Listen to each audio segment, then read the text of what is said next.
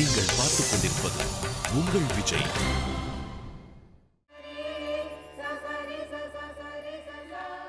வணக்கம். வசீகரமான இந்த காலை நேரத்தில் இந்த முதல் வணக்கம் நிகழ்ச்சி மூலமா பல வசீகரமான விஷயங்களோட உங்களை சந்திக்கிறதுல நாங்கள் ரொம்ப சந்தோஷப்படுறோம். இந்த மாதிரி நல்ல காலை நேரத்துல கூட சில பேர் முணுமுணுத்துட்டே இருப்பாங்க. கேட்டிருக்கீங்களா ஜேம்ஸ்? எனக்கு மாத்திரம் எப்படி ஆறுது, உலகத்துல ஏன் எல்லாரும் இப்படி வெறுத்து ஒதுக்குறாங்க, என்ன ஏன் எல்லாரும் இப்படி துன்புறுத்துறாங்க அப்படின்னு குறைப்பட்டுட்டே இருப்பாங்க. கேட்டிருக்கீங்களா? ஆமாம், இது நம்மள மாதிரி சாதாரண மனுஷங்களுக்கு மட்டும் இல்லை, வாழ்க்கையில் எவ்வளவோ சாதிச்ச பெரிய மனுஷங்களுக்கு கூட இது நடந்திருக்கு.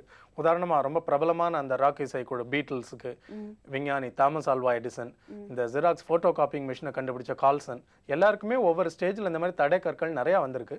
பட் அந்த பெரிய மனுஷங்க என்ன வாழ்க்கையில் சாதிச்சாங்களோ தடை கற்களை முன்னேறும் படிக்கட்டுகளாக மாற்றி முன்னேறின மாதிரி நம்மளும் இந்த விஷயங்களாம் முன்னுதாரணமாக எடுத்துக்கிட்டு வாழ்க்கையில் சாதிக்க நிச்சயம் முடியும்னு நம்பணும். இது மாதிரி முன்னேறினவங்களோட லிஸ்ட் ரொம்ப பெருசு ஜேம்ஸ். ஆனா இந்த அக்டோபர் 9ஆம் தேதியில உலகம் முழுக்க இந்த மாதிரி முக்கியமான சம்பவங்கள் என்ன நடந்திருக்கு, யார் யார் என்னென்ன சாதிச்சிருக்காங்கன்னு பார்க்கலாமா? மும்பையில் இருக்கிற பாபா அட்டாமிக் ரிசர்ச் சென்டரில் 1970ஆம் வருஷம் இதே அக்டோபர் 9ஆம் தேதி தான் முதல் யுரேனியம் 233 தயாரிக்கப்பட்டது. மும்பை பத்தி இன்னொரு விஷயம், 1976ஆம் ஆண்டுல முதல் முறையா இந்தியாவிலிருந்து, தட் இஸ் மும்பையிலிருந்து லண்டனுக்கு இன்டர்நேஷனல் டைரக்ட் டயலிங் அறிமுகமானது. ஐநா சபையின் ஒரு அங்கமான சர்வதேச அஞ்சல் அமைப்பு இதே நாளில் தான் அமைக்கப்பட்டது. அதையொட்டி தான் இன்னைக்கு வரைக்கும் அது சர்வதேச அஞ்சல் தினமாக கொண்டாடப்படுது. ஆமாம் ஜேம்ஸ். நம்ம அடுத்த பகுதி நகைச்சுவை பகுதி. இந்த பகுதிக்கு போகிறதுக்கு முன்னாடி உங்ககிட்ட ஒரு சின்ன விஷயத்தை பற்றி கொஞ்சம் டிஸ்கஸ் பண்ணணும்னு ஆசையாக இருக்குது. பொதுவாக ஒருத்தர்கிட்ட ஒரு விஷயத்தை பற்றி பேசுறதுக்கு முன்னாடி அவங்களுக்கு அந்த விஷயத்தோட அருமை பெருமை புரியுமா தெரியுமான்னு பார்த்துட்டு தான் பேசணும்னு சொல்கிறாங்க. அப்படி பார்க்கலனா அந்த விஷயத்தை பற்றி அவங்கக்கிட்ட பேசி பிரயோஜனமும் இல்லைன்னு சொல்கிறாங்க. இதை பற்றி நீங்கள் என்ன நினைக்கிறீங்க? நான் என்ன நினைக்கிறேன்றது அப்புறம் தாமஸ் ஆல்வா எடிசன் இப்படி தான் முடிவு பண்ணியிருப்பார். அவர் வாழ்க்கையில் இப்படி ஒரு சம்பவம் நடந்தது. சொல்லுங்க. அவர் மின்சார பல்பை கண்டுபிடிச்சிட்டு இருக்கிற நேரம், பகலா தூக்கம் முழிச்சு பாடுபட்டு இதை கண்டுபிடிச்சிட மாட்டோமான்னு அவர் நம்பிக்கையோட முடிவாகிற நேரம், ஒரு நாள் மின்சார பல்பை கண்டுபிடிச்சாரு. பிரகாசமா எரிய ஆரம்பிச்சிருச்சு. நடுராத்திரி முதல்ல போய் செய்தி யார்கிட்ட சந்தோஷத்தை பகிர்ந்துக்கிறது, தூங்கிட்டு இருக்க ஒய்ஃபை போய் தட்டி எழுப்பிங்க, பாருமா மின்சார பல்பு கண்டுபிடிச்சுன்னா எப்படி எரியுதுன்னு. அந்த அம்மா கண்ணை கூட முழிக்க முடியாம தூக்கத்துல என்ன சொல்லுது, ஓ கண்ணு கூசுதுங்க, அதை முதல்ல ஆஃப் பண்ணுங்க. எப்படி இருந்திருக்கும் அவருக்கு? How sad. கேட்கறதுக்கு இது நகைச்சுவையா இருந்தா கூட அந்த நிமிஷத்துல அவரோட உணர்வெல்லாம் புரிஞ்சுக்க முடியுது ஜேம்ஸ். ரொம்ப கஷ்டப்பட்டிருப்பாரு.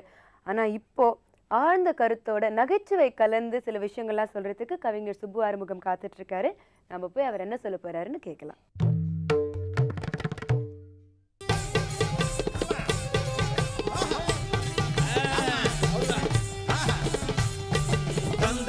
என்று சொல்லியே வில்லினில் பாட, ஆமா வில்லினில் பாட வந்தருள்வாய் கலை மகளே. தாளபுந்தத்தோடு 7 சந்தங்களும் தாளத்தோடு ஆனவம்பை கூறும் இந்த கை துந்தும்பியோடு, ஆமா துந்தும்பியோடு அத்தனையும் மேளத்தோடே ஒரு சிந்தனை வணக்கம். வர வர மனுஷன்லாம் எப்படி ஆகிட்டு இருக்கான் தெரியுமா? எப்படிங்க? சோழ கொல்ல பொம்மை இருக்குல்ல, அதுக்கு உயிர் வந்தா எப்படி இருக்கும்? அந்த மாதிரி விகாரமா காட்சி அளிக்கிறாங்க உள்ளத்தால. அப்படி இருக்கக்கூடாது. நான் நினைப்பேன், சோழ கொல்ல பொம்மைக்கு உயிர் வந்த மாதிரி நடமாடுறானுங்களே, இப்படி இருக்கக்கூடாதான்னு நினைப்பேன். இப்படி தலைவர்கள், மகான்கள், பெரிய சித்தர்கள் இவளுக்கு அங்கங்க சிலை வச்சிருக்கமே, அந்த சிலைகளுக்கு உயிர் வந்தது போல அந்த மாதிரி வரப்படாதா? அப்படி நினைச்சு பார்ப்பேன். மனுஷன் எப்படி போயிட்டான் தெரியுமா? அதாவது பெரிய ஆய்வில் ஒருத்தன் கண்டுபிடிச்சான், டார்வின் ஒருத்தன், குரங்குல இருந்து மனுஷன் வந்தான். ஆமா, அப்படி நல்ல விஷயம், நல்ல டெவலப்மெண்ட் வந்திருக்கான், பரிணாமம் சொல்லி வந்திருக்கான். அதோட நின்றப்படாது, பழையபடியும் குரங்காகிட்டு இருக்கான். அப்படிங்கிறத பார்க்கும்போது எனக்கு ரொம்ப வருத்தமா இருக்கு. ஒரு மாப்பிள்ளைக்கு பொண்ணை கொடுக்கலாம்னு போய் பார்த்துட்டு இருக்காங்க. அவங்க பேசாம பாயில் உட்காந்து வச்சிருக்கோம், சும்மா இருக்கணும். அப்படியே பாய பிச்சு கூட்டு போனமே, அங்க வச்சாத பயலுக்கு பொண்ணு கொடுக்கலாமான்னு பேசணுமே, செடியை கிள்ளி கிள்ளி போட்டுட்டான். சும்மா இருக்கும்போது எப்படி இருக்கான். கண்ணாடி கொடுத்து பார்த்தேன், எப்படி கேரக்டர் வருதுன்னு சொல்லி. கண்ணாடி கொடுத்தா முகத்தை ஒழுங்கா காட்டும்ல. ஆமா, அதை பார்த்து சிரிக்கிறான். சிரிச்சது மாப்பிள்ளை நான் சொல்லிவிட்ட பக்கத்துல இருந்தேன். சிரிக்காண்டா முதலே நல்லா இருந்தது, அப்படி விட்டுருக்கு அப்படின்னு அவனுக்கு சொல்ல வேண்டிய சூழல் வந்தாச்சு. இப்படி மனுஷன் பார்த்தா கொஞ்சம் கொஞ்சமா அவனுடைய கேரக்டர்ஸ் சொல்லி பார்த்தோம்னா குரங்கு ஆகிட்டு இருக்கானோ அப்படி சொல்லி நினைக்க வேண்டிய ஒரு சூழ்நிலை சொல்லி வந்துருது. தெரியுதா?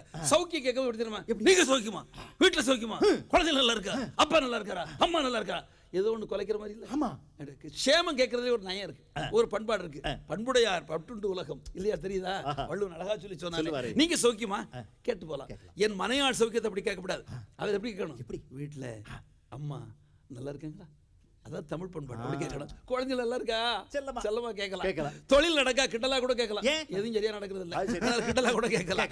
எது அப்படி கேட்கறது ஒரு பக்குவம் இருக்கு. அப்படி சொல்லி கேட்கணும். தூக்கும் போதே மனுஷன் எப்படி ஆயிட்டா தெரியுமா? காலை ஆட்டிக்கிட்டே தூக்க வேண்டியிருக்கு. ஒரு ஷேக் கொடுத்துக்கிட்டே தூக்கணும். இல்லாட்டா செத்துட்டான்னு தூக்கிட்டு போறோம் போலுக்கு. அந்த அளவு சர்வ ஜாக்கிரதையா தூக்கும் போதும் சர்வ ஜாக்கிரதையா இருக்கிறது வாழ்ந்துட்டு இருக்க வேண்டிய சூழல் இருக்கிறது. கை கொடுத்தங்க பீச்ல. Very glad to meet you ஒரு கை கொடுத்தான். வெரி கிளாட் அப்படின்னு வீட்டுக்கு வந்து பார்த்தேன். வெரி கிளாட் நண்பா அப்படின்னு நினைச்சேன். அவனுக்கு தான் கிளாட். என்ன மோரத்துல அடிட்டு போயிட்டான். கை கொடுக்குற மாதிரி எடுத்து அக்கறை சொல்லிக்கிறது போயிட்டான். சௌக்கியமா அப்படின்னு ஒருத்தன் கேட்டான். அவன் என்ன சொன்ன? சௌக்கியம். மூஞ்சியே டல்லா போச்சு. நான் சௌக்கியமா இருக்க பிடிக்கல. ஒரு 2 நாள் கழிச்சு சௌக்கியமானு கேட்டான். ஆஸ்பத்திரி போய்கிட்டு இருக்கேன் அப்படின்னு. என்ன சந்தோஷம் தெரியுமா? அடுத்தவனுக்கு துன்பம் வந்து அவனுக்கு எங்க சாடிஸ்ட் அப்படி ஆயிட்டான். அதுதான் புதுமை பித்தர் சிறுகதை மன்னர் சிறுகதை சக்கரவர்த்தி அருமையாவும் எழுதினார். கடவுள் மனிதன் உடல்ல ரத்தத்தை படைச்சாரே சிவப்பா, ஏன் நீளமா படைக்கல? ஏன் பச்சையா படைக்கல? ஏன் மஞ்சளா படைக்கல? அப்படின்னா அதுக்கு ஒரு காரணம் இருக்கு. என்ன காரணம் தெரியுமா? சிவப்பா ஏன் படைச்சார்? ஒவ்வொரு மனுஷனுக்குள்ளேயும் எவ்வளவு டேஞ்சர் இருக்கிறது அப்படிங்கறது கடவுள் சொல்லாமல் சொல்லுகிறார் அப்படின்னு இருக்கலாம். நான் நினைச்சேன் அப்ப மகாத்மா காந்தி உடல்ல இருந்தது அது என்னது? அப்படி அது மங்கள சிவப்பு, குங்கும சிவப்பு மாதிரி, சுமங்கலி சிவப்பு மாதிரி, அப்படி ஒரு உயர்ந்த சிறப்பு, மனித குலத்தை வாழ வைக்கக்கூடிய மங்கள சிறப்பு. தெரியுதா? அப்படி இருக்கணும். அதாவது ஔவையார் திரைப்படத்துக்கு ஒருத்தர் முதல்ல இங்கிறது சொல்லி ட்ரீட்மெண்ட் எழுதினாராம். ஆமா, திரைக்கதை எழுதுது. அது எப்படின்னு கேட்டா ஒரு பெரிய மேதை எழுதும்போது அப்படி ஔவையார் முதல்ல போய் எங்க உட்கார்றா தெரியுமோ? ஊர் எல்லையில போய் உட்கார்ந்துறா. ஊர் எல்லையில ஒரு வன மாளிகை ஊரை தள்ளி இருக்குது. அது இடிஞ்சு இருக்குது. கருணாக வருகிறது. பொல்லாத சூழல் அங்க இருக்குது. வேதாளங்கிறது தலைகளை தொங்குது. இப்படி தொங்கும்போது ஔவையார் இருக்கிறது பார்த்துட்டு உட்கார்ந்துருக்கா. உட்கார்ந்து எல்லாம் பயங்கரமா சிரிக்குது. எப்படி சிரிக்குது? இப்படி சிரிக்குது. கேட்கா, பூதங்களே வேதாளங்களே நீங்களெல்லாம் இங்கேயே வந்துட்டீங்க அப்படி அதில் பார்த்து கேட்க. அதில் என்ன சொல்ல தெரியுமா? ஊருக்குள் இருக்க முடியவில்லை அப்படின்னு. ஏன் அப்படின்னு நான் போய் பாட்டி மனுஷங்க அதிகம் இருக்கிறாங்க, அங்கே எங்களால் இருக்க முடியல, தாக்கு பிடிக்க முடியல அவங்கள. அப்படி பூதமும் வேதாளமும் பேயும் நம்மை கண்டு பயந்து தான் மனுஷங்களை கண்டு அந்த மாதிரி ஆரம்பிக்கலாம்னு நினைச்சாராம். அது எழுத்தாளர் சொன்னாராம், நான் இப்படி எடுக்கணும் எனக்கு ஆசை. பட முதலாளி சொல்றாரு, எடுத்த ஜனங்கள் தான் மனுஷங்க தான் படத்தை பார்க்கணும், நான் எப்படி எடுப்பேன் அப்படின்னு. அதனால உலகம் போற போக்க பார்த்தா எனக்கு என்ன தோணுது தெரியுமா? என்னங்க உலகம் போகிற போக்கிலே ஒண்ணு எனக்கு பிடிக்கலே, நல்லவன் பெரியவன் நம்பிக்கைக்குரியவன் நாட்டுல யாருன்னே தெரியலே. உலகம் போகிற போக்கிலே ஒண்ணும் எனக்கு பிடிக்கலே, நல்லவன் பெரியவன் நம்பிக்கைக்குரியவன் நாட்டுல யாருன்னே தெரியலே. கேட்டா கையெழுத்து போட தெரியாதவனும் பையில பேனா வச்சுக்கிறான். அதானே காலம் அறிந்து நடக்காதவனும் கை கடியார மாட்டிக்கிறான். உத்தமன் எல்லாம் ஒதுங்கி நிக்கிறான், மத்தவன் எல்லாம் துள்ளி குதிக்கிறான். போகிற போக்கிலே ஒண்ணும் நமக்கு புரியலே, நல்லவன் பெரியவன் நம்பிக்கைக்குரியவன் நாட்டுல யாருன்னே தெரியலே. ஆனாவன்னா தெரியாதவனும் அக்கனாவை பத்தி பேசுகிறான். அநியாயத்தை பத்தி அவன் பேசலாமா? அடுத்த வீட்டை பத்தி அறியாதவனும் அயலாட்டை பத்தி பேசுகிறான். இத சொல்ல போனா எல்லாருக்கும் கோவம், சொல்லாம போனா எனக்கு தான் பாவம். உலகம் போகிற போக்கிலே ஒண்ணும் எனக்கு புரியலே, நல்லவன் பெரியவன் நம்பிக்கைக்குரியவன் நாட்டுல யாருன்னே தெரியலே. ஒருத்தர் கேட்டாரு, அடிக்கடி கச்சேரிக்கு போல நிறைய பணம் வருமே, மாசம் என்ன வரும்? ஒரு 10,000 ரூபாய் நிக்குமா அப்படின்னாரு. நிக்கும்னு சொல்லிட்டேன். சரி, நான் பிராங்கா பேசிட்டேன். அந்த 10,000 ரூபாய் எனக்கு மிச்சம் நிக்குங்கிறது அவருக்கு பிடிக்கல. உடனே கேட்டாரு, என்ன 10,000? பொல்லாத 10,000. ஒரு 10 என்ன பொல்லாத 10,000? ஓ அப்படி சொல்லி ஒரு சா கொடுத்தாரு. ஒரு 10, 15, 20 நாள்ல செலவாகி பாக்கி 10 நாள் ரொம்ப கஷ்டப்படுவீங்கல்ல. கஷ்டப்படுற பீஸ ஹாப்பியா சொல்றேன். நான் சொன்னேன், என் மனைவி மகாலட்சுமி ரொம்ப கெட்டிக்காரி, இதுல ஒரு 500 ரூபாய் மிச்சம் வைப்பான்னு. அது பிடிக்கல எனக்கு. 500 ரூபாய் மிச்சம் என் ஃபேமிலிக்கு வர்றது அவருக்கு பிடிக்கல. அது சொன்னா, என்ன 500 ரூபாய் மிச்சம், என்னதான் அந்த அம்மா மிச்சம் வச்சாலும் உங்களுக்கு ஒரு வியாதி வந்தா போச்சு அப்படின்னு. எனக்கு அதுக்கு ஒரு வியாதி வரணுங்கிறான். எனக்கு வியாதி வராது, அன்பர்கள் வாழ்த்தை பெற்றிருக்கிறேன், தமிழ் என்னை வாழ்த்துகிறது அப்படி சொல்லி ஒண்ணு சொன்னான். அண்ணாச்சி ஒரு விஷயம் தெரியுமா? அது லஸ் வழியாங்கிறது சொல்லி ஒரு பஸ்ஸுங்கிறது சொல்லி போச்சு. ஒரு ஆள் மூஞ்சில் அடிச்சு அந்த ஆள் ஸ்பாட்லேயே க்ளோஸ் பைதா வந்து மோதி. யாருன்னா உங்களை மாதிரி ஊரார் வாழ்த்துக்களை பெற்றவன் தான். ஆனா ஒரு விஷயம் உங்களுக்கு சொல்றேன் கேளுங்க, நீங்க நோய் நொடி உங்களுக்கு வராதுன்னு வேணா நீங்க சொல்லுவீங்க. நம்ம நாட்டுல லாரி விபத்து வராதுன்னு சொல்ல முடியுமா? வேன் விபத்து வராது சொல்ல முடியுமா? நாங்க சோசியல் பிளான் போட்டிருக்கோம். என்ன நவகிரகங்கள் தானே, 10 ஆக்கி லாரியை ஒரு கிரகமாக்கி தச கிரகம்னு மாத்தலாமா அப்படி ஒரு பிளான் போட்டுக்கிட்டு இருக்கோம். ஏன்னா அவ்வளவு ஆளுகளை அதை கொண்டுகிட்டு இருக்கு. அப்படி லாரி விபத்துல மாட்டிக்கிட்டா என்ன ஆவீரு? அப்படின்னு சொல்லி நீங்க என்ன சொன்னீங்க? நான் இன்சூர் பண்ணியிருக்கேன். என்ன பொல்லாது இன்சூரன்ஸ், மவுண்ட் ரோட்ல இன்சூரன்ஸ் கட்டடமே ஒரு காலத்தில் இடிஞ்சு விழுதுன்னு. ஏயா அரசியலை காப்பாற்று, அந்த ஃபைல்களை எப்படியோ தேடி எடுத்து இவன் நல்லபடியாக காப்பாற்று அப்படின்னு சொல்லி சொன்னேன். என்ன அரசு காப்பாற்று அப்படின்னு சொல்லி சொன்னான். இப்ப சட்டை பிடிக்க வேண்டியது. இப்ப வள்ளுவன் எனக்கு கை கொடுத்தான். செய்த கல்ல செய்யக்கிடும், செய்தக்க செய்யாமையானுக்கு இவருக்கு பாடம் கற்பிக்கிட்டு படிச்சுட்டு அதுக்குள்ள வீடு வந்துட்டோம். இது உங்க வீடா அப்படின்னு கேட்டான். யார் வீடா? அது இப்படியே வாயப்படத்துட்டு கேட்கணும். இது உங்க வீடா அப்படின்னு கேட்டான். எங்க வீடு தான். மாசம் 4000 ரூபாய் இருக்கும் வாடகை அப்படின்னு சொல்லி சொன்னேன். நான் சொந்த வீடு தான் அப்படின்னு சொல்லிட்டேன். சொந்தமா அப்படின்னு சொல்லி சொன்னான். உடனே ஒரு கிராக் விட்டு. அப்படியே ஆமா பூசிட்டீங்களா? பூசல, இவன் ஞாபகார்த்தமா அது இருக்கட்டும் அப்படி சொல்லி கருத்து விட்டு வச்சுட்டேன். அப்படி இப்படி வீட்டுக்கு வந்தேன். அங்க சொல்லி வாங்கிட்டு வர சொல்றேன். வாங்கிட்டு வந்துடா அப்படி சொல்லி கேட்டா வெண்ணெய் வாங்கிட்டு சொன்னான். மடியில வாங்கி வச்சிருந்தேன், எடுத்து கொடுத்தேன்.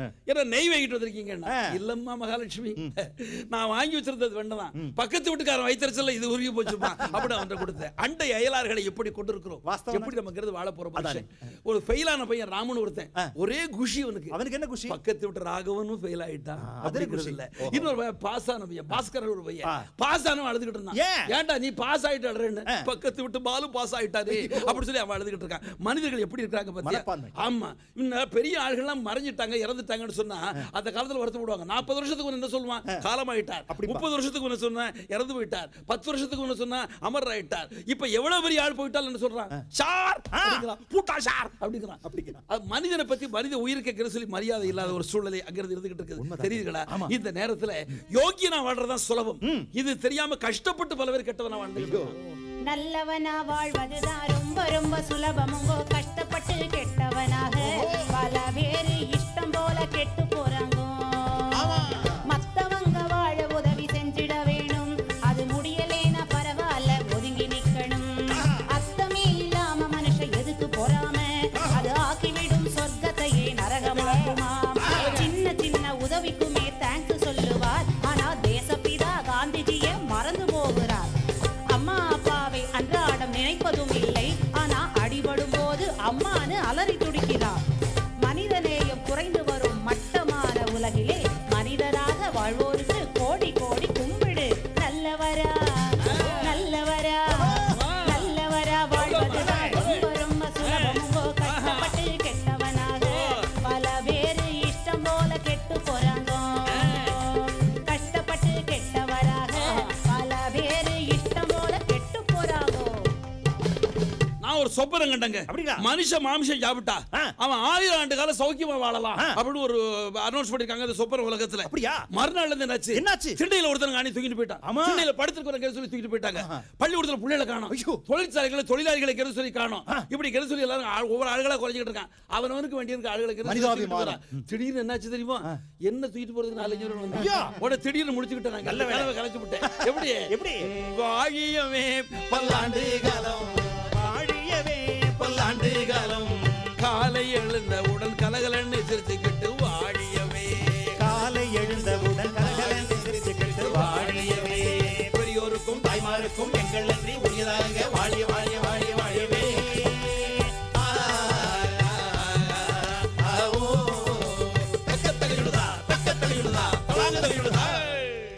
ஒருத்தர் அழ வைக்கிறது ரொம்ப சுலபமான விஷயங்க.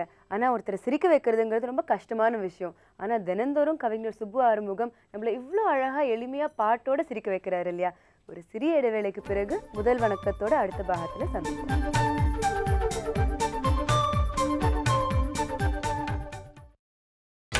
நீங்கள் பார்த்துக் கொண்டிருப்பது உங்கள் விஜய்.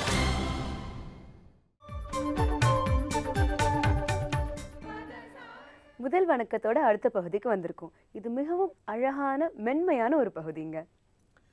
அழகு மம்தி, இப்போ அடுத்த முறை உலக அழகி போட்டி நடக்குதுன்னா மறுபடியும் இன்னொரு மிஸ் இந்தியா, அதாவது இந்திய பெண் தான் உலக அழகியா தேர்ந்தெடுக்கப்படுவார்ன்ற நம்பிக்கை அதிகமாயிட்டே வருது.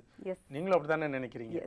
ஓகே, அழகோட பொக்கிஷமே இந்தியாவுக்குள்ளதான் மறைஞ்சு கிடைக்குன்னு சொல்ற மாதிரி வரிசையா பாத்தீங்கன்னா பாருங்க, சுஷ்மிதா சென்ல இருந்து ஐஸ்வர்யா ராய், லாரா தத்தா, பிரியங்கா சோப்ரா, டயனா ஹென், இப்படி பட்டியல் நீண்டுகிட்டே போகுது இல்லையா? அவங்க சொல்றதும் சரியா இருக்கிற மாதிரி தானே இருக்கு. ஆமாம் ஜேம்ஸ், ஆனால் வேர்ல்ட் ஃபேமஸ் பியூட்டிஸ் மாத்திரம் கிடையாது. ஒரு பொண்ணுக்கும் தான் ஏதாவது ஒரு விதத்தில் அழகுன்னு தான் நினைப்பு. இன்னொரு அழகான பொண்ணை பார்க்குற வரைக்கும் தான். இப்போ ஒரு அழகான பொண்ணு இருக்கான்னு வச்சுக்கோங்களேன், சுற்றி இருக்கிறவங்க பார்வையெல்லாம் அந்த பொண்ணு மேலே தான் இருக்கும். அந்த பொண்ணுக்கு அது ஒரு விதத்தில் பெருமைன்னு கூட ஒரு ஃபீலிங் இருக்கும்.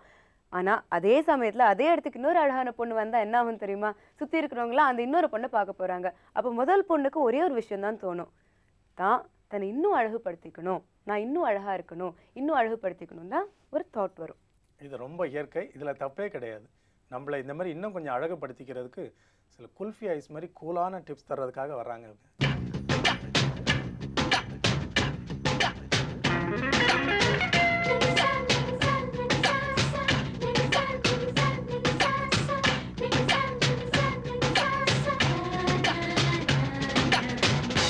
To be healthy and trim, well, I usually stick to a diet, quite bland food. And I think even if you don't, even if you aren't used to having a bland diet, you should give your system a rest from spice and oil every now and then. Eat a lot of cooling things like curd rice and cucumber, stuff that keeps your system cool. A lot of fresh fruit. I enjoy eating fresh fruit and drinking a lot of juices, lassi, as well as boiled vegetables is my favorite. I know people go yuck about it, but it's one of my favorite things. I just like a whole lot of boiled vegetables. And mashed potato. Boiled vegetables and mashed potato is my favorite. I know it sounds very bland, but that's my thing. தீயிலுள்ள நீரை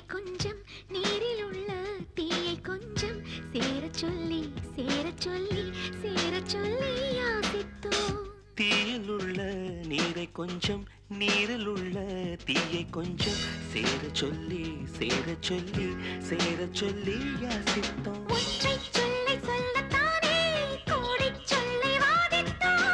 மெல்ல பேசி மெல்ல தொட்டு மெதுவாய் வயதை சாதித்தோம்.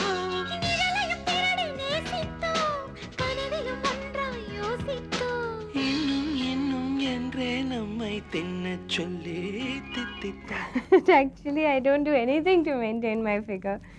I basically work very hard. That's one of my main things. If you work really, really hard, you sort of sometimes tend to forget to eat. But whenever I do get the chance, I go for long jogs and walks.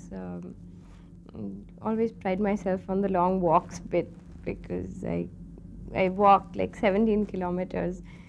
And just enjoy it, you know.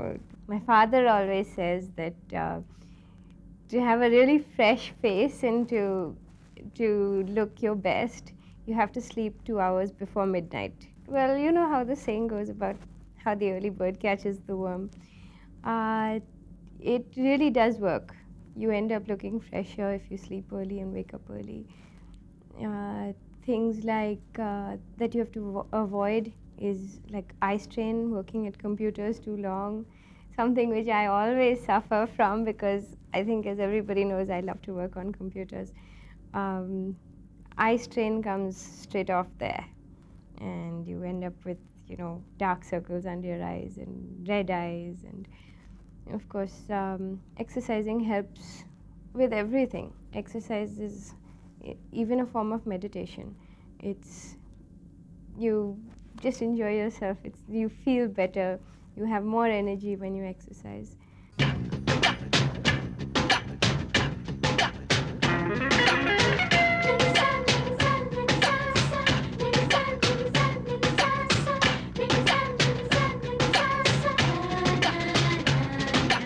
இப்போ வரப்போற பகுதி பெண்களுக்கு மட்டுமல்ல, ஆண்களுக்கும் இல்லை, குடும்பத்தில் உள்ள எல்லாருக்குமே ரொம்ப பிரயோஜனமா இருக்கும்.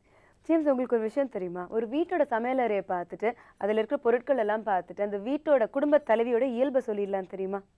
ஆனால் இப்படி சொல்கிறதுனால சமையலுங்கிறது வந்து பெண்களை சம்மந்தப்பட்ட விஷயம் அப்படின்னு முத்திரையெல்லாம் குத்திடக்கூடாதுங்க. ஆண்களுக்கும் இதில் ஈடுபாடு வேணும். ஏன் வேர்ல்ட் ஃபேமஸ் ஷெஃப்ஸ் எல்லாருமே மென் தானங்க. அண்ட் ஆக்சுவலி ஆண்கள் வந்து பெண்களை விட இன்னும் ருசியாகவும் சமைப்பாங்க. ஆனால் அந்த என்டையர் குடும்பத்துக்கே அந்த சமையலறை மேலே ஒரு ஈடுபாடு வேணும். ஏன்னா அன்னலட்சுமி உருவாகிற இடம், அது நிறைய அட்டென்ஷன் கொடுக்கணும். கரெக்ட். இப்போ ஒரு சாப்பாடு ஐட்டம் நம்ம சமைக்கிறது வந்து இப்படி இருக்கணும், இப்படி இருக்கக்கூடாதுன்னு எவ்வளோ குறியா இருக்கிறோம், அது ரொம்ப ருசியா இருக்கணும். அப்போ அந்த பதார்த்தங்களை உருவாக்குற இடத்த நம்ம எவ்வளோ தூய்மையாக அழகாக வச்சிருக்கணும், அதை பற்றி தான் இப்போ இந்த நிகழ்ச்சியில் நம்ம தெரிஞ்சுக்க போகிறோம்.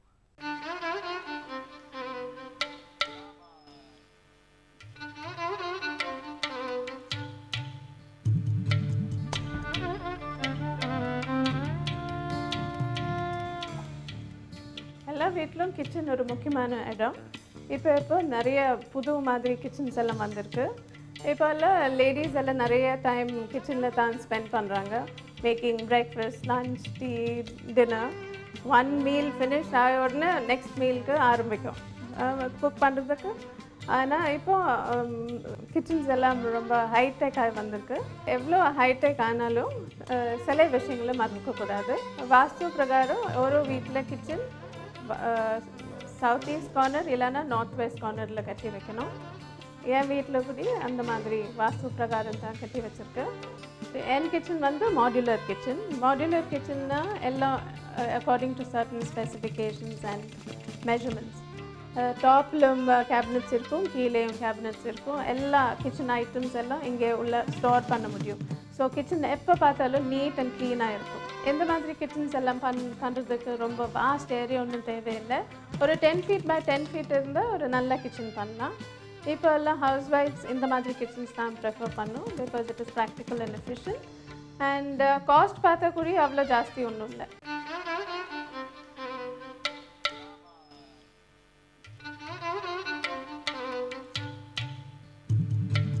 என்ன பாதி விருந்திலே நிறுத்திட்டோன்னு நினைக்கிறீங்களா? இல்லை, நீங்கள் இப்போ பார்க்க போகிறது முதல் பிரதி. முதல் பிரதிக்கு பிறகு முதல் வணக்கத்தில் பாக்கி விருந்தை சாப்பிடலாம்.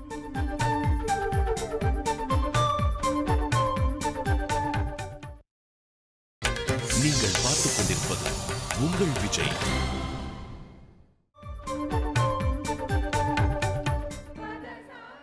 முதல் பிரதியை பார்த்தீங்க.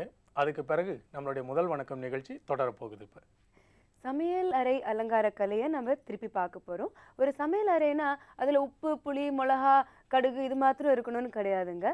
பல அலங்கார பொருட்களும் வச்சு ரொம்ப அழகாக ஒரு சமையல் அறையை மெயின்டைன் பண்ணலாம். அது எப்படின்னு இவ்வளோ நேரம் பார்த்துட்டு இருந்தோம். நாங்கள் ப்ராமிஸ் பண்ண பாக்கி விருந்து இப்போ வருது.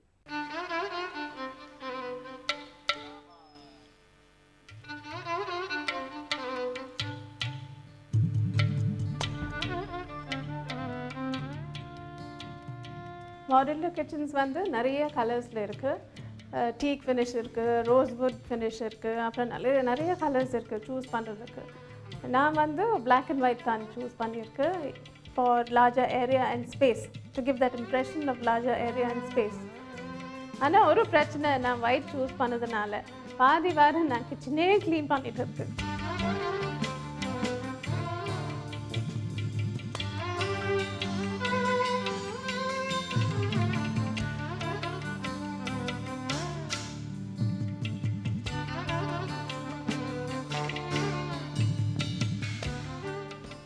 கிச்சன் வந்து நம்ம ஏரியா, அது அழகான வச்சு நமக்கு ஒரு ஹாப்பி அட்மாஸ்பியரில் ஒர்க் பண்ணுறது மாதிரி இருக்கும். அதனால தான் நான் இந்த மாதிரி கலர் பிளேட்ஸ் எல்லாம் வச்சுருக்கு. அப்புறம் இந்த மாதிரி ஒரு சில்லி ட்ரீ ஆப்ளிகபிள் டு த கிச்சன் இதெல்லாம் வச்சுருக்கு. அப்புறம் நான் சின்ன கர்டன்ஸ் போட்டிருக்கேன். நான் கர்டன்ஸ் பற்றி பேசும்போது ஒரு விஷயம், அது ரொம்ப டேஞ்சரஸ். லாங் கர்டன்ஸ் வச்சா ரொம்ப டேஞ்சரஸ். ஸோ இந்த மாதிரி ஷார்ட் கர்டன்ஸ் போட்டால் வென்டிலேஷன் இருக்கும், நல்லா நிறைய காற்று கிடைக்கும். அப்புறம் it will look very pretty and it will be very safe. இப்போ வந்து இந்தியாவில் நிறைய கிச்சன் அப்ளையன்சஸ் வந்துட்டு இருக்கு. Like cooking range, microwave, dish washer, food processor, அது இது எல்லாம் வந்துட்டு இருக்கு. ஸோ ஹவுஸ் ஒய்ஃப்ஸுக்கும் ஒர்க்கிங் விமனுக்கு ரொம்ப ஈஸியாக இருக்குது. They are able to spend more time with the family and less time in the kitchen.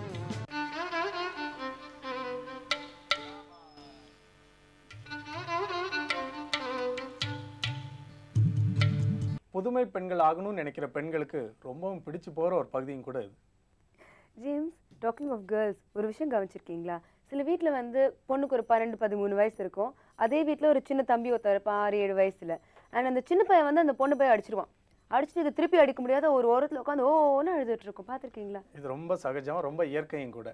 ஆனால் இது எதனால் இப்படி நடக்குதுன்னா, ஓரளவுக்கு அந்த வளர்க்குற சூழ்நிலையும் வீட்டில் ஒருவேளை அந்த பெண்ணு கை நீட்டி தம்பியை தான் சின்ன பையனை அடிச்சிருந்தா கூட என்ன சொல்லுவாங்க, நீ பொட்டப்பிள்ளை கை நீட்டலாமா, நீ வந்து பேசாமல்லாம் இருக்கணும், ஆம்பளை பையனை கை நீட்டி அடிக்கலாமான்னு, பெண்ணுனா இப்படி தான் இருக்கணும்னு ஒரு பழைய சூழ்நிலையிலேயே வளர்த்துறாங்க. நீங்கள் சொல்கிறது ரொம்ப சரி ஜேம்ஸ். அதே மாதிரி சில பெண்களை வந்து இதெல்லாம் பண்ணணும், இதெல்லாம் பண்ணக்கூடாது, பெண்ணாக இருந்தால் இப்படி தான் இருக்கணும், இப்படிலாம் இருக்கக்கூடாதுன்னு ஒரு கட்டுப்பாட்டில் சில ஃபேமிலிஸ் வளர்த்துடுறாங்க. அந்த கேர்ள்ஸுக்கு வந்து சில சமயங்களில் ஒரு தைரியமான டெசிஷன் எடுக்கிறதுக்கு முடியாமல் போகுது. ரொம்ப உண்மைதான் மம்தி. பாருங்க, அச்சம், மடம், நாணம், பயிர்ப்பு இதெல்லாம் பெண்களுக்கு தேவைன்னு காலகாலமா சொல்லிக்கிட்டே வர்றாங்க. தேவைதான் ஒரு அளவுக்கு. எந்த அளவுக்கு இவைகள்லாம் அவசியமோ அதே அளவுக்கு பெண்கள் தங்களை தாங்களே தற்காத்து கொள்ளுகிற உடல் வலிமை, மனல் வலிமையுமே கூட தேவை. அதை பத்தி தான் இப்ப கராத்தே வீரர் ஹுசைனி உங்களுக்கு சொல்லிக் கொடுக்க போறாரு.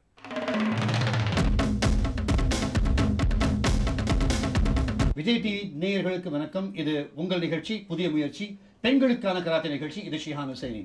கராத்தே கற்றுக்கொள்ள வேண்டும் என்றால் ஒரு கராத்தே வகுப்புக்குத்தான் போக வேண்டும், ஒரு கராத்தே தோஜோக்குத்தான் போக வேண்டும் என்று இல்லை. டிவி மூலமாக கூட கராத்தே கற்றுக்கொள்ள முடியும். நீங்கள் கற்றுக்கொள்ளலாம், யாராக இருந்தாலும் கற்றுக்கொள்ளலாம். கராத்தேங்கிறது ஒரு நல்ல உடம்பு, நல்ல தசை உள்ளவங்க தான் கராத்தே கற்றுக்கணுங்கிறது நினைக்கிறது வந்து ரொம்ப ரொம்ப தவறு. பெண்கள் கராத்தே கற்றுக்கொள்ளலாம், வீட்டில் இருக்கும் அந்த ஹவுஸ் வைஸ் கராத்தே கற்றுக்கொள்ளலாம், நல்ல ஒல்லியாக இருக்கிறவங்க கராத்தே கற்றுக்கலாம். கராத்தே என்பது ஒரு மனதை சார்ந்த கலை. மனசுல தைரியம் இருந்தால் நிச்சயம் யாராக இருந்தாலும் சரி கராத்தே கற்றுக்கொள்ள முடியும். கராத்தே என்பது வெறும் கை கலை. கராத்தே டோ என்றால் வெறும் கை வழி. இன்னைக்கு இந்த நிகழ்ச்சியில நம்மோடு கராத்தே கற்றுக்கொள்ள வந்திருக்கிறார் மிஸ் சிமி. மிஸ் சிமியோடு நீங்களும் சேர்ந்து கராத்தே கற்றுக்கொள்ள போகிறீர்கள். சிமி, நீங்க என்ன செய்றீங்க? நான் ஆர்பிஜி செல்லுலர்ஸ்க்கு வர்க் ஆர்பிஜி செல்லுலர்ல மாடல்ஸ் வர்க் பண்றாங்களா? I'm working as customer care. Customer கேர்ல வர்க் பண்றீங்க. நல்ல ஆளா தான் போட்டுருக்காங்க கஸ்டமர் கேருக்கு. உங்களுடைய ஹாபிஸ் என்ன SIMI?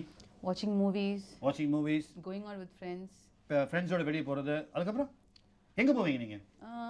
Theaters, restaurant, beach, having a nice time. சரி, இந்த பீச், ரெஸ்டாரண்ட், தியேட்டர்லாம் போகும்போது சின்ன சின்ன பசங்க வந்து கேர்ள்ஸை பார்த்து இந்த மாதிரி கேலி பண்றது சகஜம். இந்த மாதிரி நீங்க பார்த்துருக்கீங்களா? நிறைய வாட்டி பார்த்துருக்கேன். அந்த மாதிரி பார்க்கும்போது உங்களுடைய மனசுல என்ன தோணு இருக்கு? ஏதோ செய்யணும் போல இருக்கான பயம். என்ன பயம்? How they going to react? உங்களுக்கு ஏதாவது பண்ணிடுவாங்க பயமா இருக்கு. சரி, பட் அதுக்காக நீங்க கராத்தே கத்துக்கலாம். ஏன் கராத்தே கத்துக்கல? சிச்சுவேஷன்ஸ். என்ன சிச்சுவேஷன் அப்படி? வீடு பக்கத்துல வேற கராட்டே ஸ்கூல்ஸ் இல்ல, உங்க மாதிரி நல்ல கராட்டே இன்ஸ்ட்ரக்டர்ஸ். அதனால சான்ஸே கிடைக்கல. சோ இப்போதான் சான்ஸ் கிடைச்சு நிச்சயம் கராத்தே கத்துக்குவீங்களா? ஷூர். என்னன்னா பாத்தீங்கன்னா இந்த மாதிரி நிகழ்ச்சிக்கு வந்திருக்கீங்க. கண்டிப்பா. வீடுகள்ல நிறைய கல்யாணம் ஆன உடனே புருஷன் வந்து பொண்டாட்டியை வந்து அறையிறது வந்து ஏதோ ஒரு உரிமையாக இருச்சு. இன்னைக்கு வந்து வீடுகள்ல எல்லா புருஷனும் பொண்டாட்டி அடைறது என்னோட உரிமை அப்படின்னு நினைச்சு அடிக்கிறவங்க உண்டு. அதை பத்தி நீங்க என்ன நினைக்கிறீங்க? பொண்டாட்டியை புருஷன் அறையலாமா? கூடாது. அப்படி அறையிற புருஷன் என்ன செய்யலாம்? கையை ஒடிச்சு போடணும். Very good. வாழ்க்கையில் இவங்க சொல்றாங்க புருஷன் வந்து அரைஞ்சா வந்து அவனோட கையை ஒடிச்சு போட்டுங்க. ஸோ எப்படி உடைச்சு போடுவீங்க? சார், உங்க புருஷன் நீங்க கல்யாணம் பண்ண பிறகு உங்க புருஷன் உங்களை அறைய வந்து என்ன செய்வீங்க நீங்க? ஆனா எனக்கு என்ன பண்ணணும் தெரியாது. ஸோ கற்றுக் கொடுத்தா உடைப்பீங்களா? ஷூர். கற்றுக் கொடுத்தால் தன்னுடைய புருஷனின் கையை உடைப்பேன் என்று சொல்லி கூறுகிறார் ஆர்பிஜியில் வேலை செய்யும் சிமி. ஸோ நம்ம உங்களுக்கும், அதாவது எல்லாருக்கும் கிடையாது, புருஷன் வந்து வீட்டில் வந்து அடிச்சா ஒரு தடவை வான் பண்ணுங்க, ரெண்டாவது தடவை வான் பண்ணுங்க, மூணாவது தடவை அடிச்சானா எப்படி அவரோட கையை ஒடிச்சு போடுறதுங்கிறத நம்ம இன்னைக்கு உங்களுக்கு கற்றுக் கொடுக்க போறோம் சிமி மூலமாக. Let's go to the dojo. நம்ம டோஜோக்கு செல்லலாம். ஓகே சிமி, கராத்தே தோஜோக்கு வருக. முதல்ல போ பண்ண கற்றுங்க, வணக்கம் சொல்ல கற்றுக்குங்க. கையை சைடில் வைங்க, வச்சுட்டு இப்படி பொங்க போயிட்டு ஹொய்ஸ் சொல்லுங்க. ஹொய்ஸ். Very good. இப்போ இந்த பக்கம் திரும்பி ஹொய்ஸ் சொல்லுங்க. Very good. ஹொய்ஸ். எக்ஸலண்ட். ஸோ கராத்தே மாணவி ஆயிட்டீங்க. இப்போ நம்ம என்ன பேசிட்டு இருந்தோம், அதாவது நம்முடைய புருஷன், அதாவது உங்களுடைய வருங்கால கணவர் வந்து உங்களை அடிக்க வந்தால் நீங்கள் எப்படி தடுத்துக்க போறீங்க, அதாவது யாராவது அறைய வந்து எப்படி தடுத்துக்க போறீங்க. முதல்ல நம்ம என்ன கற்றுக்கணும்னா எப்படி பிளாக் பண்ணணுங்கிற கற்றுக்கணும். யாராவது நம்மளை அடிக்க வந்தால் நம்முடைய லெஃப்ட் ஹேண்டால் எப்படி பிளாக் பண்ணணும்னு கற்றுக்கணும். சாதாரண இந்த கையை இடுப்பில் வச்சு அப்படியே மேலே தூக்க போறீங்க. பண்ணுங்க பார்ப்போம். இங்கே இருந்து உங்கள் கையை உங்கள் இடுப்பு கொண்டு வாங்க, லெஃப்ட் ஹேண்ட் இடுப்பு கொண்டு வாங்க, காலை வந்து பின்னாடி நகட்டி இப்படி பிளாக் பண்ணுங்க. Very good. அவ்வளோதான் சிம்பிள். ஸோ யாராவது முதல்ல அறைய வந்தால் ஃபஸ்ட்டு பிளாக் பண்ணணும். இப்போ நான் அறைய வர போகிறேன், நீங்கள் பிளாக் பண்ண போகிறீங்க. வாங்க பிளாக் பண்ணுங்க. Very good. That's excellent. ஏற்கனவே நீங்கள் கராத்தே கற்றுக்க மாதிரி தெரியுது. ரைட். எனிவே ஃபஸ்ட்டு இது பிளாக்கிங் கற்றுக்கிட்டீங்க. அதாவது ஒன்றுமே கிடையாது, சிம்பிளாக உங்களுடைய கையை இடுப்பில் வச்சு அப்படியே கொஞ்சம் பின்னாடி போயிட்டு அந்த கையை மேலே தூக்குனாலே போதும். எப்படிப்பட்ட அடியாக இருந்தாலும் நீங்கள் அதை பிளாக் பண்ணிடுவீங்க.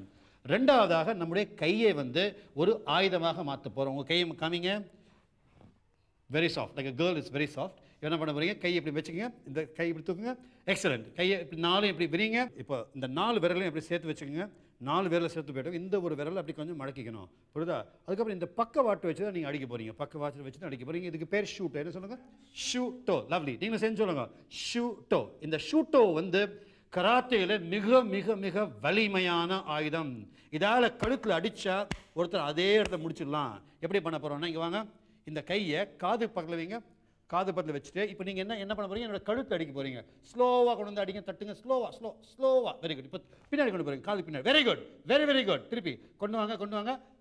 அப்படி அடித்து பின்னாடி கொண்டு போகிறீங்க. பின்னாடி. சரி, எப்போவுமே அடிக்கும்போது அடித்து பின்னாடி தூக்கணும். எங்கே பண்ணுங்க. Very good. பண்ணும்போது கொஞ்சம் ஒரு ஜோஷோட ஒரு கியாய் அப்படின்னு சொல்லி பண்ணுங்க பாப்பா. கியாய். Very good very good. இப்போ என்ன பண்ண போகிறோம், இப்போ வந்து எப்படி ஆக்சுவலாக பண்ணுறதுங்கிறத செஞ்சு காமிக்க போகிறோம். வாங்க செஞ்சே வாங்க, நீங்கள் இப்படி வந்துருங்க. ஸோ சிமி அண்ட் நீங்களும் கற்றுக்க போகிறீங்க.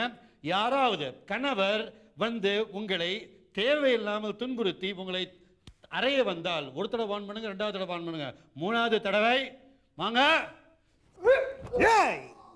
அடிச்சிருங்க, கழுத்தை அடிச்சு உடைச்சிருங்க. கொஞ்சம் பார்த்து. ரைட், வாங்க வாங்க சின்சார். சாரி, வெரி சாரி சின்சார். வாங்க வாங்க, நீங்க பண்ண போறீங்க. இப்போ சிமி செய்ய போகிறார். சிமியின் வருங்கால கணவர் அவரை அறைய வருகிறார். சிமி எப்படி தற்காத்துக் கொள்கிறார் என்பதை பார்ப்போம். ஒரு தடவை ஸ்லோவா பண்ண போறோம். கை இப்படி வாங்குறீங்க, அதை பிளாக் பண்ணுங்க. வெரி குட், பிளாக் பண்ணிட்டாங்க. கையை பிடிச்சிடுங்க, கை பிடிச்சிடுங்க. பிடிச்ச அந்த கையை பின்னாடி கொண்டு போய் அடிங்க. Okay, very good. One more time. இப்போ பலமா ஒரு கியாயோட பார்ப்போம். சிமி அறைய போறார். நோ பத்தாது, இன்னும் பலமா. சரி, எப்போ ஞாபகம் வச்சுக்கணும், பண்ணும்போது முழு பலத்தோடு பண்ணணும். சாதாரண ஈயா எப்படி சொல்ல பத்தாது, நிறைய பலம் வேண்டும். ஐ ரெடி சிமி? ரைட், பண்ணுங்க பாப்போம். முதல்ல கொஞ்சம் ப்ராக்டிஸ் பண்ணிக்கலாம். இந்த கை இப்படி வைங்க, நீங்களும் இந்த கை எப்படி வைங்க. Very good. கையை இப்படி காதுக்கு பக்கத்தில் கொண்டு போங்க. நான் கவுண்ட் சொல்லும் போது start hitting and taking back. கையை கவுண்ட் சொல்லும் போது பலமாக இது கழுத்து என்று நினைத்து தாக்கி அதை பின்னால் கொண்டு போகிறீங்க. கை பிடிச்சிக்கோங்க, இப்படி பிடிச்சிக்கோங்க, இப்படி ஸ்ட்ரைட்டாக. ரைட், இங்கேருந்து ஸ்லோவாக வாங்க. அந்த கையோட பக்கவாட்டு தான் அடிபடணும். இந்த கை வந்து கழுத்து நினைச்சுக்க போறீங்க. கொஞ்சம் கொஞ்சம் ஃபாஸ்ட்டாக வாங்க. அடிச்சு திரும்ப. Very good. One more time. Go. 2 கியாய், 3 கியாய், 4 கியாய், 5 கியாய், சொல்லுங்க 6 கியாய். Very good. இப்போ நீங்க உண்மையிலே நடிக்க போறீங்க. இவர்கள் அடித்தால் அவருடைய வருங்கால கணவர் கீழே சுருண்டு விழுவாரா இல்லையா என்பதை பார்ப்போம். Here we go. வருகிறார் and go.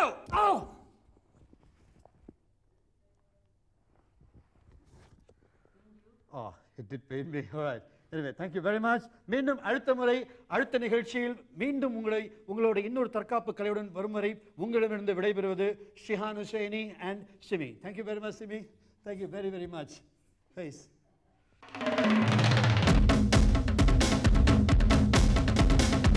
ஹுசைனியோட வார்த்தைகளை கேட்ட பிறகு பல பெண்களுக்கு உற்சாகமும் புது தெம்பும் தைரியமும் வந்திருக்கும். Please keep it up. ஒரு இடைவேளைக்கு பிறகு ரொம்ப சுவாரஸ்யமான ஒரு நிகழ்ச்சியில் சந்திக்க போகிறோம். சமீபத்தில் வெளியாகி இளம் பெண்களின் மனதை கவர்ந்திருக்கிற 12B ஷியாமோட ஒரு சந்திப்பு.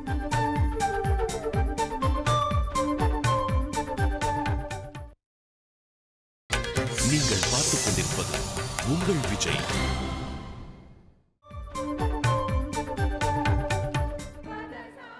முதல் வணக்கத்தோட அடுத்த பகுதிக்கு வந்திருக்கோம். இந்த பகுதி வீட்டில் இருக்கிற சின்ன குழந்தையிலேருந்து வயசானவங்களுக்கும் பிடிச்சிருக்கிற ஒரு பகுதியாக தான் இருக்கும். இப்போ பொதுவாக சிட்டியில் இருக்கவங்கள உங்களுடைய பொழுதுபோக்கு என்னன்னு கேட்டால் என்ன சொல்லுவாங்க? புத்தகம் படிக்கிறது, மியூசிக் கேட்கறது, விளையாட போகிறது, சினிமா பார்க்கறதுன்னு ஒன்று சேர்த்துக்குவாங்க. பட் கிராமத்தில் இருக்கவங்களை கேட்டிங்கன்னா என்டர்டெயின் பண்ணால் வெறும் சினிமா மட்டும்தான். பட் பெரும்பான்மையாக நீங்கள் மெஜாரிட்டி ஒப்பீனியன் எடுத்து பார்த்தீங்கன்னா சினிமா தான் பிக்கெஸ்ட் என்டர்டெயின்மெண்ட் எல்லாருக்குமே. ஆமாம் ஜேம்ஸ். சென்சார் போர்ட் கார்டில் ஆரம்பித்து எண்ட் டைட்டில்ஸ் வரைக்கும் நம்ம ஜனங்க ஒரு படத்தை ரசிக்கிறாங்க. ஆனால் அந்த படத்துக்கு முதல்ல ஆரம்பிக்கிறதுக்கு முன்னாடி பண்ணுற பூஜையோ இல்லை அந்த படத்தை எப்படி தயாரிக்கிறாங்களோ அப்படிங்கிற விஷயம்லாம் அவங்களுக்கு அவ்வளோவா தெரியாது. அப்படி தெரியாத இருந்தாலும் தெரிஞ்சுக்கணுங்கிற ஆர்வம் இருக்குது. அதனால தான் கோலிவுட் கொண்டாட்டத்தில் இன்னைக்கு 12B படத்தோட பிஹைண்ட் த சீன் எக்ஸப்ஸும் அவங்களோட இளம் ஹீரோ ஷாமியும் பார்க்க போகிறோம்.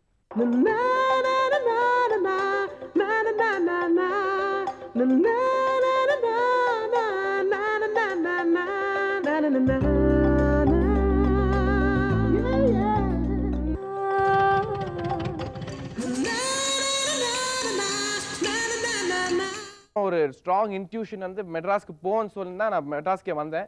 இங்கே வந்து ஒரு கோஆர்டினேட்டர் பிஜு ஜெயதேவனை மீட் பண்ணேன். அவங்க கூட நான் 2 வாட்டி ஒர்க் பண்ணியிருக்கேன் முன்னாடியே. அவங்க எனக்கு ஒரு ஆட் கொடுத்து ஜீவா சார் நம்பர் கொடுத்தாங்க. ஜீவா சார் நம்பர் கொடுத்து இவங்க வந்து ஒரு படம் ஆரம்பிக்கிறாங்க, ஒரு நியூ ஃபேஸ்க்காண்டி சர்ச் பண்ணிக்கிட்டு இருக்காங்க, நீ உங்களை மீட் பண்ணுங்கன்னு சொன்னாங்க. நான் அதே மாதிரி 2 days மெட்ராஸில் இருந்தேன். அப்போ வந்து ஜீவா சாருக்கு ஃபோன் பண்ணி நான் வந்து ஆக்டிங்கில் interested, I'm a model from Bangalore and basically Tamilian, I'm very interested, can I meet யூன்னு சொல்லும்போது அவங்க வீட்டுக்கு வர சொன்னாங்க. வீட்டுக்கு வந்து அவங்கள மீட் பண்ணி ப்ரொடியூசர்கிட்ட கூட்டிகிட்டு போய் ஒரு screen test, dialogue delivery, photo shoot எல்லாம் முடிச்சுட்டு January 9th they finalized me. ஒரு ஃப்ராக்ஷன் ஆஃப் அ செகண்ட்ல லைஃப்ல எவ்வளோ நடக்கலாம். ஒன்றும் இல்லை, 2 ரோடு வந்துச்சு. ஒரு ஃப்ராக்ஷன் ஆஃப் அ செகண்ட் யோசிக்காம அந்த ரோமியோ இந்த ரோட்ல போறதுக்கு பதிலா வேற ரோட்ல போனாரு. ஜூலியட் சொன்ன விஷயம் வந்து சேரல. அதனால என்னாச்சு, இவனும் மருந்து குடிச்சு செத்துட்டான், அவளும் மருந்து குடிச்சு செத்துட்டான். இன்னைக்கு எல்லா மேக்சின்லேயும் வந்து மச்சம்கார ஷாமன் தான் போடுறாங்க. பிகாஸ் அடுத்த படத்தை வந்து ஃபர்ஸ்ட் படத்துல வந்து ஜோதிகாவும் சிம்ரனோட நடிக்கிறேன்னு சொல்லி, அதே மாதிரி நிறையா பேரும் வந்து இது ஒரு பெரிய லக்ரா உனக்கு, இது ஒரு இந்த மாதிரி ஆப்பர்ச்சுனிட்டி கிடைக்காதுன்னு சொல்லி என்கரேஜ் பண்ணியிருக்காங்க. அதே மாதிரி நிறைய பேர் வந்து கொஞ்சம் லைட்டாக ஜெலசி ஃபீலிங் மாதிரி இருக்கு. ஏன்னா இந்த மாதிரி ஒரு சந்தர்ப்பம் பெரிய ஹீரோங்களுக்கே கிடைச்சதில்லை.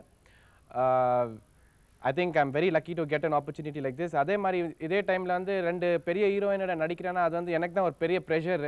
பிகாஸ் அவங்கலாம் வந்து ரொம்ப ப்ரூவ்ட் ஆக்ட்ரஸ், நம்பர் 1 நம்பர் 2 பொசிஷனில் நிற்கிறவங்க. அவங்க கூட நடித்து நான் வந்து ஆடியன்ஸை கன்வின்ஸ் பண்ணோம், இல்லாட்டி நான் வந்து ஓவர் ஷேடோ ஆகிட்டேன்னா எனக்கு தான் அது வந்து மேஜர் செட்பேக்காக இருக்கும். So I put in all my efforts and taken extra efforts to act with Jyothika and with Simran because they are top professionals. நான் கோச்சிட்டு போனா 2 நாள்ல திரும்பி வர போறேன். அதுக்காக இப்படியா ஃபுல் மாதிரி சூடு போட்டுக்கிட்டேன்? ஐயா நான் எங்க போட்டேன்? அதோ அந்த உதயால போட்டு விட்டான். கவுத்துட்டான்டா. வாட் லோடி எல்லாரும் சேர்ந்து என்ன பிளான் பண்ணி ஏமாத்துறீங்களா? Jo fraud person. இருவே முகத்துல முழியாத நீ. உன்னை ஏமாத்துறோம்னு நினைச்சிருந்தா உண்மையை சொல்லிருப்பேனா Jo? Jo please Jo, Jo நம்பு ஜோ. என்ன சி போ ஜோ. ஜோ ப்ளீஸ் ஜோ, என்ன நம்பலல? வேண்டாம், உனக்காக இன்னொரு கையிலயும் சூடு போட்டுக்கிறேன் ஜோ. நான் உனக்கு அவ்வளவு இஷ்டமா? அப்படி ஏன் இப்படி எல்லாம் பண்ற? ஜோ இனிமே நான் உன்னை தொடவே மாட்டேன் ஜோ. ஃபர்ஸ்ட் நைட்ல கூட தொட மாட்டேன் ஜோ. உன் பெர்மிஷன் இல்லாம தொட மாட்டேன்னு சொன்னேன். Sincere, hardworking, confident, dedicated, and very, very hardworking is my director Jiva sir, who has taken the project of 12B. Jeeva sir பற்றி சொல்லணும்னா அவங்கள ஃபஸ்ட் டைம் நான் மீட் பண்ணும்போது ரொம்ப கேஷுவலாக தான் மீட் பண்ணேன். பிகாஸ் அவங்க வந்து ஒரு சினிமாட்டோகிராஃபரு, சரி ஃபஸ்ட் டைம் டைரக்ட் பண்ணாங்கன்னு ரொம்ப கேஷுவலாக மீட் பண்ணேன். ஆனால் அவங்க கூட ஃபஸ்ட் ஷெட்யூல் செகண்ட் ஷெட்யூல் போன பிறகு தான் எனக்கு தெரிஞ்சு அவங்க வந்து இந்த 12B வச்சு எவ்வளோ கஷ்டப்பட்டு எவ்வளோ ஹார்ட் ஒர்க்கிங் சின்சியராக பண்ணுறாங்கன்னு தெரிஞ்சிச்சு. அவங்களே ஒரு இன்ஸ்பிரேஷன் ஆகிட்டாங்க எனக்கு. Because being a man who has already achieved in cinematography, who has proved himself in cinematography, அவங்களே இவ்வளோ டெடிக்கேட்டட் இவ்வளோ சின்சியராக ஹார்ட் ஒர்க் பண்ணும்போது நம்மலாம் வந்து இவங்கள்ட்ட நிறையா விஷயம் கற்றுக்கலான்னு சொல்லி ஜீவா சார்ட்ட வந்து நான் நிறையா விஷயம் கற்றுக்கிட்டேன். இந்த இண்டஸ்ட்ரியில் வந்து எப்படி இருக்கணும், அவங்க வந்து ஒரு கேமராவை எப்படி பெஸ்ட்டு ஃபேவர் பண்ணலாம், பெஸ்ட்டு ஃபேஸ் பண்ணலான்னு எவ்வளோ பர்சனல் அட்வைஸ் கொடுத்துருக்காங்க. அதே மாதிரி ஒரு as a director he has helped me so much. அவங்க வந்து என்னை வந்து சைன் பண்ணும்போதே வந்து நான் ஒரு நியூ கமராகவே உன்னை பார்க்க மாட்டேன், அதே மாதிரி உன்னை ட்ரீட் பண்ண மாட்டேன். ஏதாச்சும் ப்ராப்ளம் இருந்தால் ஃபஸ்ட் ஷெட்யூலோடய முடிஞ்சிடணும். அது வந்து நான் want you to be a very matured actor in this film சொல்லி தான் என்னை வந்து ஃபஸ்ட் டைமே சொல்லி பேசினாங்க. அதே மாதிரி ஒரு நியூ கமர் என்னென்ன ப்ராப்ளம் ஃபேஸ் பண்ண முடியும் பண்ணுவாங்கன்னு சொல்லி அதை உட்காந்து ஃபஸ்ட் ஷெட்யூலே வி மெட் த ப்ராப்ளம்ஸ். அவங்க எடுத்து சொல்லி ஒரு சீன் அனலைசேஷன் எப்படி பண்ணணும், ஒரு டைலாக் டெலிவரி எப்படி கொடுக்கணும், ஒரு கேமரா ஃபேஸ் எப்படி பண்ணணும், அந்த லுக்ஸ் எல்லாம் எப்படி சேஞ்ச் பண்ணணும்னு சொல்லி நிறையா விஷயம் சொல்லி கொடுத்துருக்காங்க. And he has helped me a lot. நான் ஏதாவது தப்பா பேசிட்டேனா?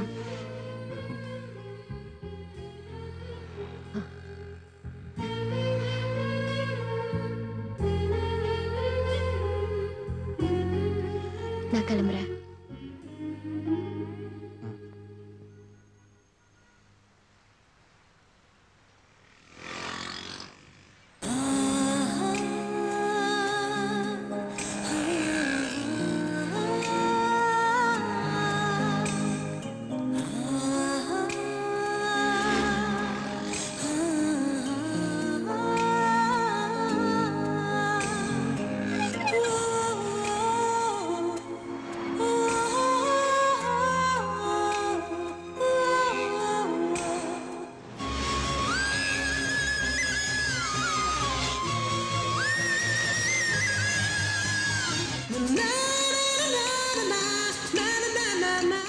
என் ஃபேவரட் இந்த படத்தில் வந்து ஒரு புன்னகை பூவேன்னு ஒரு படம் பாட்டு எடுத்திருக்காங்க ஏவிஎம் செட்ஸில் போட்டு.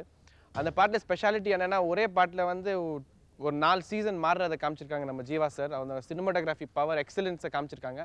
அது வந்து எனக்கே வந்து ஃபஸ்ட்டு பாட்டு அதுதான். ஸோ ராஜு சுந்தரமும் ரொம்ப ஹெல்ப் பண்ணி என்னை நல்லா டான்ஸ் பண்ண, நல்ல கோரியோகிராஃப் மூமெண்ட்ஸ்லாம் கொடுத்து நல்லா ஹெல்ப் பண்ணி பண்ண வச்சாங்க. அந்த பாட்டு ரொம்ப எனக்கு தெரிஞ்ச வரை நல்லா ரீச் ஆகும் மக்களுக்கு.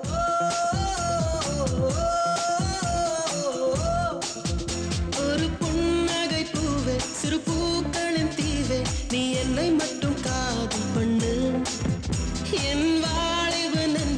உன் காலடி கெஞ்சும் சிறு காதல் பிச்சை போடு கண்ணு நான் கெஞ்சி கேட்கும் நேரம் உன் நெஞ்சினோட மீறம் ஆச்சோ அச்சோ காதல் வாராதோ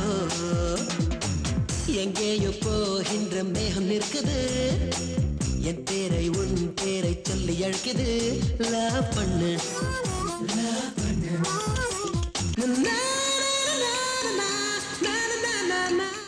எனக்கு இருக்க பெரிய ஹீரோங்களில் வந்து அஜித், விஜய், பிரசாந்த், மாதவன் அவங்களாம் வந்து ரொம்ப எக்ஸ்பீரியன்ஸ்ட் ஆக்டர்ஸ். அவங்களாம் ஒரு 5 to 10 years கஷ்டப்பட்டு வந்திருக்காங்க. இன்றைக்கி அந்த ஸ்டேஜில் இருக்காங்க, நம்பர் 1, நம்பர் 2, நம்பர் 3, நம்பர் 4ல். ஆனால் இந்த வருஷம் வந்து ஒரு தமிழ்நாடு இண்டஸ்ட்ரிக்கு வந்து ஒரு 4 பேர் இன்ட்ரடியூஸ் ஆக போகிறாங்க. அது வந்து ஸ்ரீகாந்த் இன் ரோஜா கூட்டம், ரிச்சர்ட் இன் காதல் virus, one more producer's son, I don't know his name, and myself in 12B. So I think தமிழ்நாடுக்கு ஒரு பெரிய வெரைட்டி ஆஃப் ஹீரோஸ் வர போகிறாங்க. And it's going to be a big competition between our 4 newcomers, and I'll be able to compete with these guys. And definitely இன்னும் ஒரு 2-3 years ஆகிட்டோன்னா டெஃபினட்டாக அந்த கேட்டகரிக்கு நான் வந்து அவங்க கூட ஒரு it won't be a real fight and competition, but definitely அந்த கேட்டகரி வந்து பண்ணுவேன்னு எனக்கு ஒரு நம்பிக்கை இருக்குது. And I think it takes a lot of hard work and a lot of time to choose the right films. என்னங்க என்னாச்சு உங்களுக்கு? ஒண்ணும் இல்லையே. நாங்க மட்டும் ஜாலியா உட்கார்ந்திருக்கோம், நீங்க தனியா அமைதியா உட்கார்ந்திருக்கீங்க. வாங்க எங்க கூட உட்காருங்க. இருக்கட்டும் சக்தி. ரொம்ப யோசிச்சா தலையில கொம்பு முளைச்சிருங்க. இதான் வேணும். நாங்கெல்லாம் ஜாலியா உட்கார்ந்திருக்கோம்ல, நீங்க மட்டும் ஏன் தனியா வந்து உட்காருங்க. வாங்க வாங்க.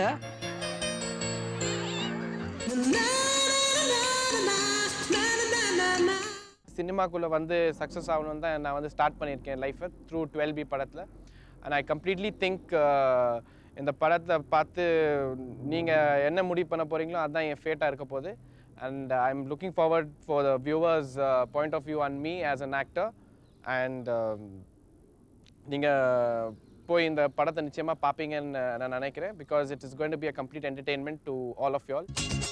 முத்தம் முத்தம் முத்தமா மூன்றாம் உலக யுத்தமா ஆசை கலையன் முத்தமா 1000 பாம்பு கொத்துமா ஒற்றை முத்தத்தில் என் ஒற்றை முத்தத்தில் முன்னுச்சன் தலையில் பெத்தம் ஏறி ஆடினாய்.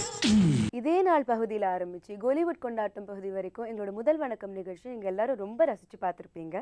மறுபடியும் நாளைக்கு காலையில் இதே முதல் வணக்கம் நிகழ்ச்சியில் வேறு பல புதிய சுவையான விஷயங்களோட உங்களை நாங்களுக்கு சந்திக்க போகிறோம். அது வரைக்கும் நன்றி கூறி விடைபெற்றுக் கொள்வது ஜேம்ஸ் வசந்தன், மமதி சாரி. வணக்கம்.